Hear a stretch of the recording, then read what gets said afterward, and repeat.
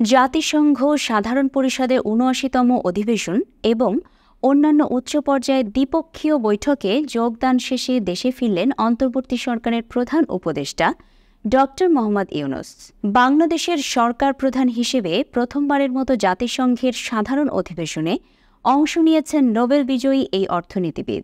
শনিবার ২৮ সেপ্টেম্বর দিবাগত রাত ৩টা ৩২ মিনিটের দিকে প্রধান উপদেষ্টা এবং তার সফর সঙ্গীদের বহনকারী কাতার এয়ারওয়েজের বাণিজ্যিক ফ্লাইটটি শাহজালাল আন্তর্জাতিক বিমানবন্দরে অবতরণ করে।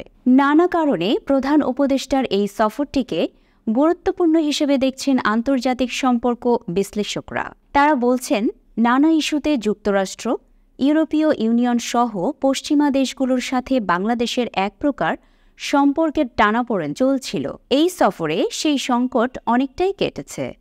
বিশেষ করে গণতন্ত্র, মানবাধিকার সহ বিভিন্ন ইস্যুতে বাংলাদেশের যে ভাবমূর্তির সংকট ছিল, এই সফরে সেটা কাটানোর চেষ্টা করা হয়েছে। সেই সঙ্গে বাংলাদেশের পরিবর্তিত পরিস্থিতিও তুলে ধরার চেষ্টা করা হয়েছে। আন্তর্জাতিক সম্পর্ক বিশ্লেষক অধ্যাপক শাহাব এনাম খান বিবিসি বাংলাকে বলেন, এই সফরে আন্তর্জাতিক সম্প্রদায়ের কাছে দেশের বাস্তব চিত্র তুলে ধরা গেছে এবং তাদের কাছে আস্থার জায়গাটা তৈরি করা গেছে।